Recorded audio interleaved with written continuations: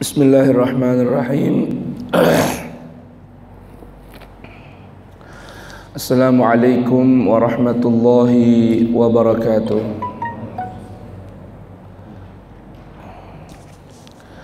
Alhamdulillahi rabbil alamin. Wa bihi nasta'in ala umuri dunya waddin.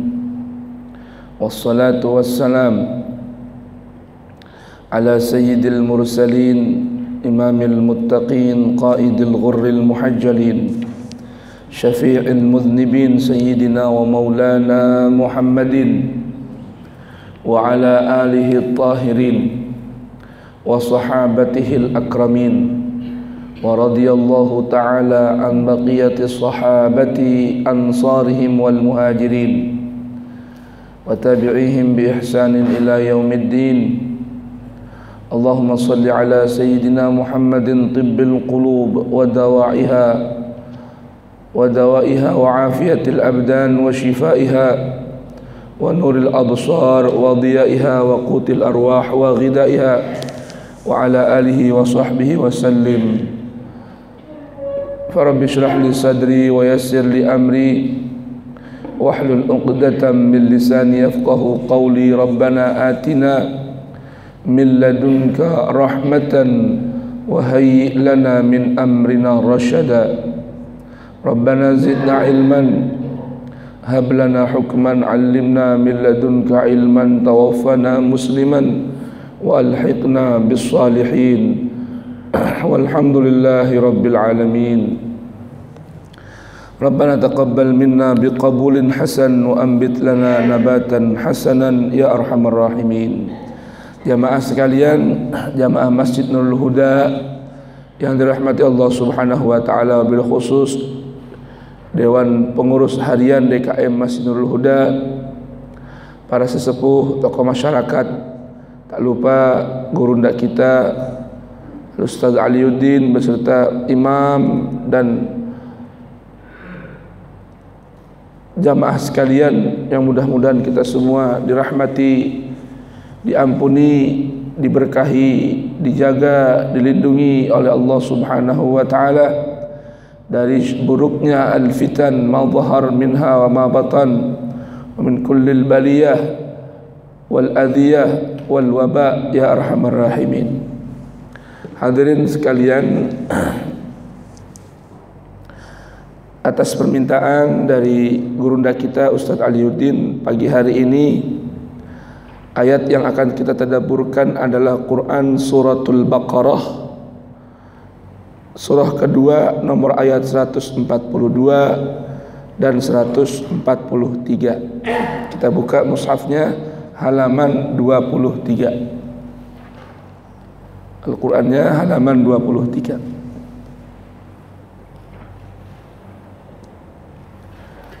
Mari kita mulai dengan membaca suratul Fatihah, seraya bermohon pada Allah Subhanahu wa taala agar Allah berikan kesembuhan min kulli alam, kesembuhan min kulli asqam, dan juga mudah-mudahan Allah berkenan berikan kita perlindungan dari musibah yang sedang mewabah dan menimpa kita, dari bermacam penyakit. Mudah-mudahan Allah jaga diri kita, istri kita, anak-anak kita, keluarga kita, kompleks perumahan Masjid Nurul Huda ini dari bermacam virus wabah yang sedang bertebaran, khususnya di wilayah Kebaran Baru ini. Dan mudah-mudahan kita jaga, Allah juga berkenan menjaga negeri kita dari bermacam wabah dan wabak. Ala hadhihi niyah wa kullu niyatin salihah. Al-Fatihah. Ahim. Alhamdulillahi rabbil alamin. Ar-Rahmanir Rahim. Maliki yaumiddin. Iyyaka na'budu wa iyyaka nasta'in. Ihdinas siratal ghairil maghdubi 'alaihim waladdallin. Minasy syaithanir rajim. Sayaqulu as-sufaha'u minan nasi ما ولاهم عن قبلتهم التي كانوا عليها قل لله المشرق والمغرب يهدي من يشاء إلى صراط مستقيم وكذلك جعلناكم أمة وسطا لتكونوا شهداء على الناس ويكون الرسول عليكم شهيدا وما جعلنا القبلة التي كنت عليها إلا لنعلم من يتبع الرسول ممن ينقلب على عقبيه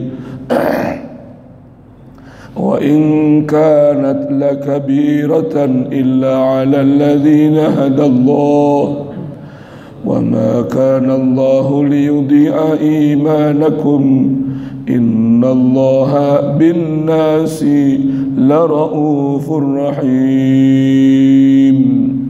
صدق الله العظيم وصدق رسول النبي الحبيب الكريم ونحن على ذلك من الشاهدين والشاكرين والحمد لله رب العالمين اللهم ارحمنا بالقرآن واجعله لنا إماما ونورا وهدى ورحمة اللهم ذكرنا منه ما نسينا علمنا منه ما جهلنا وارزقنا تلاوته آناء الليل وأطراف النهار واجعله لنا حجة يا رب العالمين. Para hadirin dan hadirat yang dirahmati Allah Subhanahu wa taala, Quran surah Al-Baqarah memang satu surah yang di situ Allah Subhanahu wa taala banyak berikan pelajaran melalui kisah dari sekelompok masyarakat kaum yang bernama Bani Israel. Bani Israel adalah anak keturunan Nabi Yakub. Jadi Israel ini nama lain dari apa? Nabi Yakub. Nah, Bani Israel ini memang Allah Subhanahu wa taala berikan dan jadikan kita pelajaran hidup. Karena sepak terjang mereka yang mudah sekali ingkar, tidak mensyukuri nikmat Allah dan menentang para nabinya, bahkan membunuh dan memerangi para nabi mereka. Hingga saat ini Bani Israel ini dikenal dengan masyarakat yang perangainya luar biasa. Nah, di sini mereka mengomentari, ya, begitu juga para musyrikin di kota Mekah mengingkari, maksudnya para Bani Israel di kota Madinah mengingkari apa yang ditetapkan oleh Allah Subhanahu wa taala kepada Nabi dan umat Islam. Oleh karenanya Allah sebutkan mereka dengan kaum sufaha. Sufaha ini orang yang kurang akalnya. Kurang akalnya Allah sebutkan dengan safih. Ya, bermasalah dalam akal. Oleh karenanya dalam ranah fikih, kalau orang yang terkena kondisi safah, kurang akalnya, mereka itu orang yang terkena hajar atau terkena aturan khusus tidak boleh bermuamalah. Mereka ini siapa? Mereka adalah contohnya anak-anak yang masih kecil atau kaum idiot. Ini tidak boleh bermuamalah, jual beli, dagang, melakukan muamalah secara langsung kecuali dengan izin dan wakil dari wali atau orang tua yang mengurus dia. Namanya ini mahjur bis safah, orang pikun. Ini maksud orangnya apa? Yang safah. Jadi arti safah itu orang yang bermasalah dalam akalnya. Nah, ini Allah sebutkan mereka ini dengan sufaha, orang-orang yang safih, orang-orang yang bermasalah ya dalam akalnya. Minan nas, dari sekelompok manusia dari kalangan Bani Israel, mereka berkata, ma wallahum an qiblatihimul lati kanu 'alaiha. Apa gerangan alasan umat Islam sekarang diperintahkan untuk berpindah kiblat dari sebelumnya mereka menghadap Baitul Maqdis, ya, kemudian sekarang menghadap ke arah Makkah, yaitu ke arah Ka'bah. Memang Nabi kita Muhammad sallallahu alaihi wasallam, ajaran Nabi Ibrahim ini dahulu kala kiblatnya semua mengarah ke arah Ka'bah. Ketika zaman jahiliyah, Allah perintahkan ketika sudah perintah turun salat kepada Nabi kita Muhammad sallallahu alaihi wasallam untuk mengarah ke arah Baitul Maqdis, Palestina. Kenapa? Karena di sekeliling Ka'bah masih banyak berhala. Ya. Masih banyak berhala. Agar nanti tidak campur aduk antara tawaf di sekeliling Ka'bah, salat menghadap Ka'bah dengan menghadap berhala. Maka Allah perintahkan Nabi kita Muhammad untuk sementara waktu salat menghadap Baitul Maqdis. Nah, ketika umat Islam salat mengarah Baitul Maqdis, umat Yahudi juga mengomentari sampai ketika Allah Subhanahu wa taala perintahkan Nabi dan umat Islam salatnya kembali menghadap Ka'bah pada bulan Sya'ban tahun kedua dari hijrahnya Nabi Muhammad sallallahu alaihi wasallam. Jadi selama Nabi hijrah di Madinah, lebih kurang salat menghadap Baitul Maqdis itu, ya, salat mengarah ke Baitul Maqdis itu lebih kurang selama 17 bulan. Ya, pas tahun kedua di bulan Sya'ban, Nabi salat masuk kota Madinah itu bulan Rabiul Awal. Nah, pada bulan Sya'ban tahun keduanya Allah perintahkan Nabi untuk kembali menghadap ke arah Ka'bah. Ya. Dan uniknya posisi Nabi di kota Madinah ketika salat mengarah kemana? Ke arah Ka'bah itu tetap sejajar dengan Baitul Maqdis. Makanya Nabi disebutkan, Nabi kita Muhammad ini adalah Nabi Qiblatain, Nabi dua arah kiblat. Nah, ketika diperintahkan oleh Allah Subhanahu wa taala Nabi kembali berkiblat ke arah Ka'bah, umat Yahudi ngomentar juga. Nah, ini komentarnya. Ma wallahum an qiblatihimul lati kanu 'alaiha. Karena biasalah orang Yahudi ini mudah sekali komentar. Wah, komentar. Wah, lihat Muhammad enggak jelas. Muhammad dan para pengikutnya enggak jelas. Kemarin dulu salat ke arah Ka'bah, kemudian mengarah ke arah kiblat kita. Sekarang balik lagi. Enggak jelas ini. Maka ketika itu Nabi disebutkan agak sedikit sedih, walaupun memang Nabi gembira bahwa kembali salatnya di mana? Ke arah Ka'bah. Setelah sebelumnya ketika diperintahkan salat mengarah Baitul Maqdis, umat Yahudi juga komentar juga, lihat Muhammad enggak punya kiblat. Ya, kiblatnya sama dengan kita. Lalu apa bedanya Islam dengan agama kita? Tuh. Nah, ketika itu Nabi pun mengharapkan, ya Allah, ingin sekali engkau kembali pindahkan arah kiblat ini kemana? Ke arah Ka'bah. Allah ijabahkan keinginan Nabi. Begitu dipindahkan ke arah Ka'bah, umat Yahudi komentar lagi. Gak jelas ini Muhammad ini. Ya, kiblatnya pindah lagi sekarang. Ma wallahum, apa alasannya?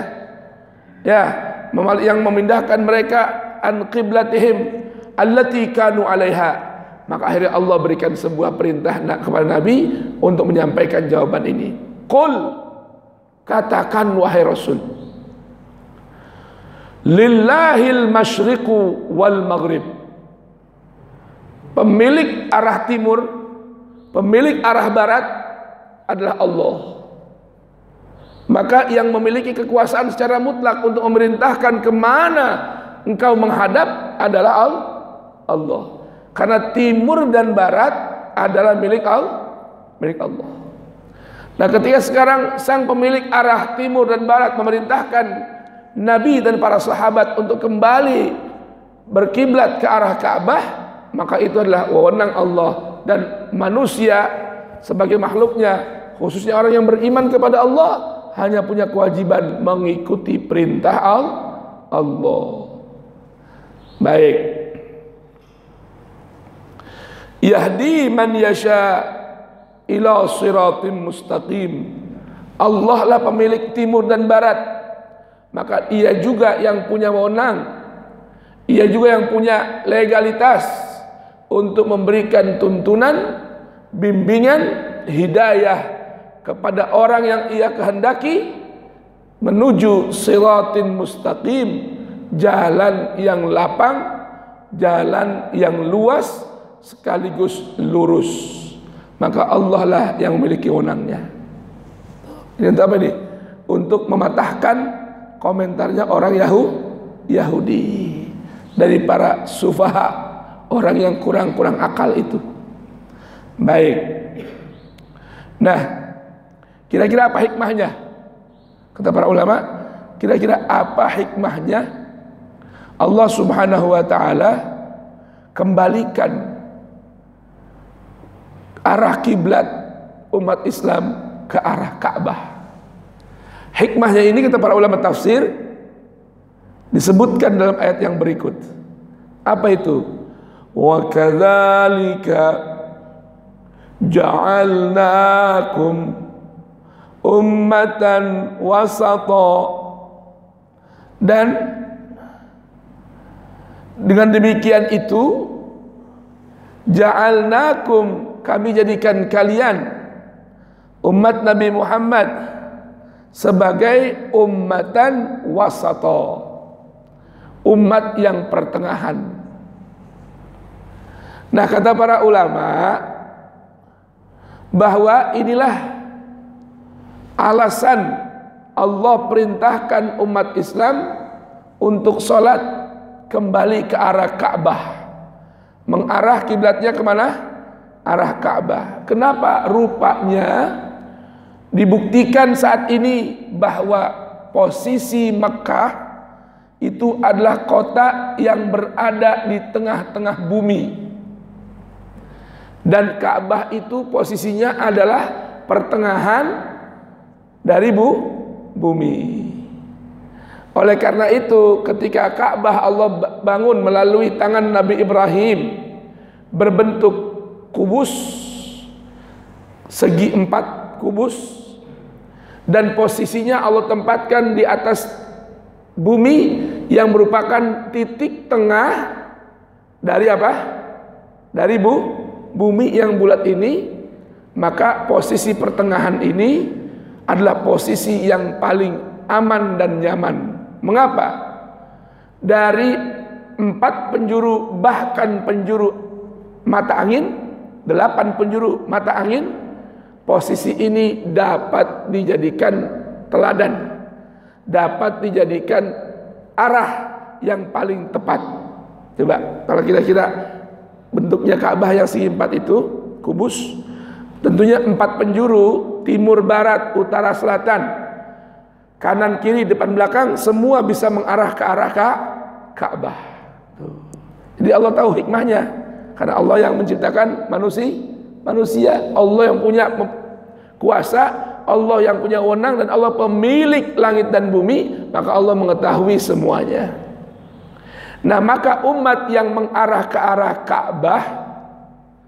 arah Ka'bah, Allah ingin jadikan umat ini menjadi umat yang pertengahan. Umat yang pertengahan. Ya, umat yang pertengahan. Bapak kira-kira paham gak arti tengah itu bagaimana? Pertengahan itu sikap moderat di antara 2 sisi kubu ekstrim. Itu namanya apa? Pertengahan. Betul gak? Saya mau tanya, orang yang berani itu orang yang pertengahan atau bukan? Seorang pemberani itu sikap pertengahan atau bukan? Pemberani. Pertengahan di antara apa? Di antara penakut dan sembrono. Ya, itu namanya apa? Pemberani. Pemberani itu sikap tengah-tengah antara penakut, takut, atau berlebihan beraninya sampai sembrono. Nah, itu pertengahannya apa namanya? Pemberani. Orang yang dermawan, sikap dermawan itu pertengahan di antara boros dan foya-foya menghamburkan. Pertengahannya namanya apa? Dermawan. Enggak juga medit, nahan. Enggak juga apa? Lepas tanpa aturan. Itu namanya sikap pertengahan. Nah, Allah ingin jadikan umat Nabi Muhammad ini laksana arah kiblat mereka, yaitu Ka'bah, yang berada di posisi tengah-tengah, tidak miring kanan, tidak miring kiri, tidak terlalu ke depan, dan juga tidak terlalu tertinggal di belakang, tapi umat yang wasatiyah, memiliki sikap pertengahan. Nah, tidaklah mungkin orang menjadi sikap pertengahan kecuali memiliki satu panduan yang juga menggambarkan yang juga memandu orang menjadi memiliki sifat yang wasatiyah atau pertengahan itu. Ini namanya apa nih? Wasatan. Nah, bagaimana menjadi umat yang wasatan? Perhatikan ini. Litakunu syuhada'a 'alan nas. Agar kalian semua menjadi saksi bagi orang lain. Satu orang menjadi cermin bagi yang lain. Namun tidak mungkin seorang bisa menjadi saksi bagi yang lain, saksi atas perbuatan manusia, wa yakuna ar-rasulu 'alaikum syahida, kecuali ar-rasul yang menjadi saksi bagi manusia. Apa yang diperbuat kita ini, ar-rasul nanti akan menjadi saksi di mahkamah Allah Subhanahu wa taala. Ya, undang-undang pasalnya adalah Al-Qur'an. Maka kita yang menjadi pesakitan dan rasul yang menjadi saksi di hadapan Allah Subhanahu wa taala bahwa kita melakukan apa yang telah disampaikan oleh Rasul dari Allah Subhanahu wa taala. Wa ma ja'alnal qiblata allati kunta 'alaiha. Dan sungguh kami tidak jadikan kiblat yang mana kunta 'alaiha mulai saat ini engkau mengarah ke arah sana. Ketika perintah Allah perintahkan umat Islam mengarah ke arah Ka'bah, terjadi respon termasuk dari kalangan umat Islam sendiri. Jangankan orang-orang Yahudi, jangankan orang-orang sufaha, para sahabat sebagian pun juga bingung. Ini apa kira-kira? Rasul kembali kita perintahkan ke arah Ka'bah lagi sholatnya. Aduh, ini jadi komentar yang gak enak ini. Tuh. Apa tujuannya? Allah inginkan lina'lama man yattabi'ur rasula mimman yanqalibu ala aqibai. Kecuali agar kami ingin pastikan siapa orang yang betul-betul ittiba dengan ar-rasul dari orang-orang yang orang-orang yang hatinya bergoncang, tergelincir hatinya kembali lagi kepada kekufuran. Nah, Allah pengen tahu nih. Memang jamaah sekalian, ya, yang namanya orang beriman itu mesti harus terima ujian. Ujiannya macam-macam. Ada yang manis, ada yang pahit. Ini sudah nggak bisa ditawar lagi. Coba Bapak jamaah sekalian buka Quran surah Al-Ankabut. Coba buka Al-Quran surah Al-Ankabut.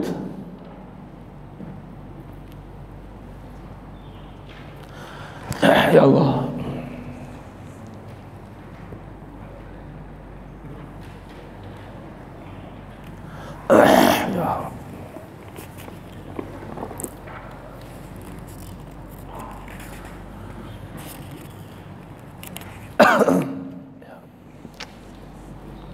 Ini mohon maaf ya, Sali, suaranya lagi radang ini soalnya.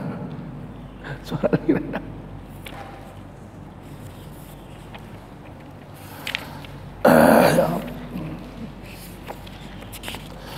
Ayat kedua.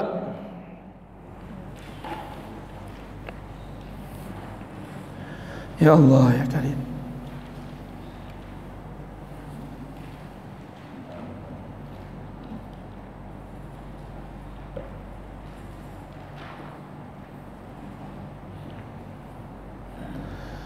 Halaman Qur'annya halaman 396.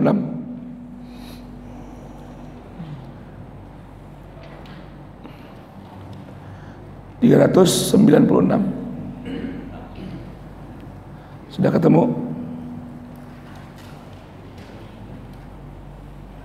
Halaman 396.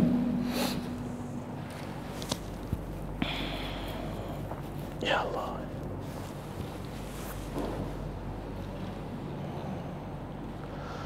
Sudah. Allah Subhanahu wa taala berfirman, a'udzubillahi minasyaitonirrajim.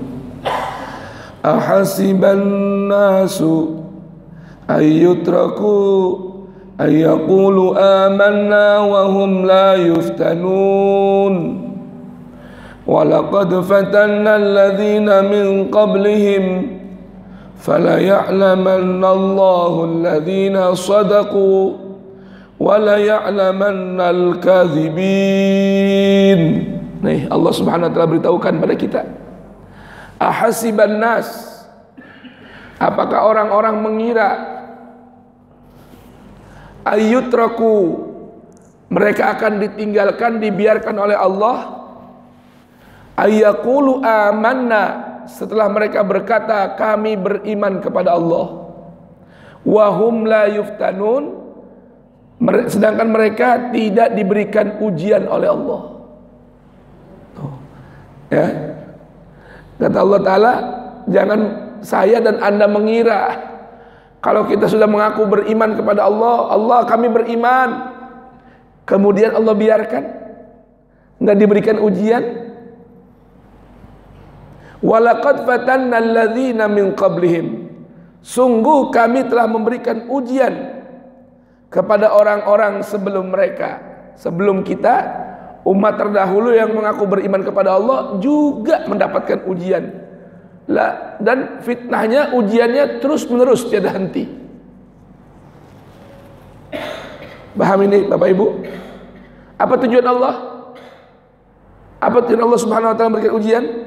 Fala ya'lamanna Allahu alladhina sadaqu wa la ya'lamannal kadzibin. Allah hanya ingin memastikan, sungguh Allah hanya ingin memastikan siapa dari kita yang imannya jujur, benar-benar imannya, dan siapa yang imannya hanya sekedar pengakuan saja. Tuh, boleh paham jemaah nih? Ya, jangan cuma ngaku-ngaku doang kata Allah. Allah ingin buktikan. Apa buktinya? Diberikan ujian, diberikan fitnah. Nih, kasus corona, ujian bukan? Ujian bukan? Allah. Minimal kita ambil hikmahnya. Apa minimal hikmah itu? Para ulama dari dulu udah berkata bahwa Rajab ini disebut dengan syahrut takhalli, bulan untuk mensucikan diri dengan nyepi, nggak banyak kumpul, nggak banyak berada di ranah publik. Ini namanya takhalli.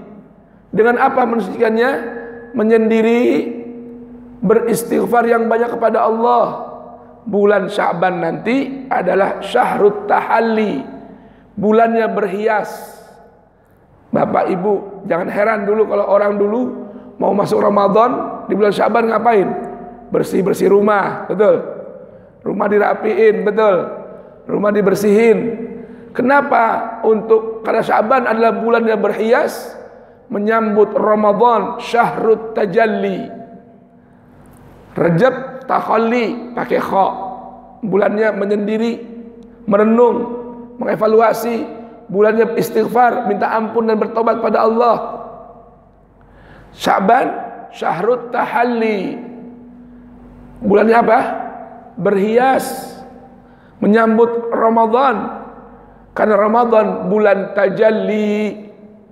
Apa tajalli? Melebur, menyatu dengan Allah Subhanahu wa taala melalui bersimpuh di hadapannya, menahan diri 1 bulan siang hari berpuasa, menahan diri dari banyak tidur malam hari dengan qiyamul lail, qiyam Ramadan, dan kemudian menyatu dengan Al-Quran di bulan Ramadan. Itu namanya apa? Syahrut tajalli, bulan yang melebur diri dengan Allah dan kitabnya. Rajab ini bulan apa? Bulan istighfar dan bertaubat. Nah, Allah berikan ujian.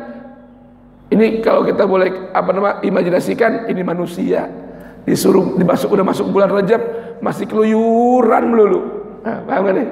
Ya, bulan Rajab masih keluyuran melulu, nggak bisa banget diem. Allah kasih corona, keluar dah impres, peraturan gubernur untuk jangan banyak-banyak keluar rumah dan kumpul di ranah publik. Jadi di mana kita? Di rumah. Di mana kita? Nyepi. Di mana kita? Mojok, minta ampun dan bertaubat pada Allah Subhanahu wa ta'ala. Kalau kita mau mengamalkan ini, mengambil kesempatan, tujuan Allah tadi mau tahu siapa yang imannya jujur, siapa yang imannya palsu. Jamaah, ayo kita buka Quran surat Hud. Quran surat Hud, surat ke-11. Ya, Quran surat Hud, surat berapa? Ke-11. Ayat kedua dan ketiga kita renungkan kaitan dengan tadi nih. Berangkat dari Quran surah Al-Baqarah tadi, kita pindah sejenak ke Quran surat Hud.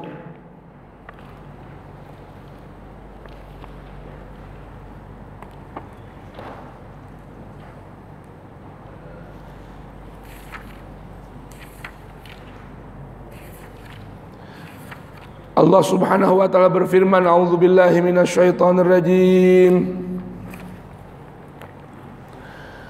Alla ta'budu illallah innani lakum minhu nadhirun wa bashir wa an istaghfiru rabbakum thumma tubu ilaihi yumatti'kum mata'an hasanan ila ajalin musamma wa yu'ti kulli dzi fadlin fadlah wa in tawallaw fa inni akhafu 'alaikum 'adzaba yaumin kabir."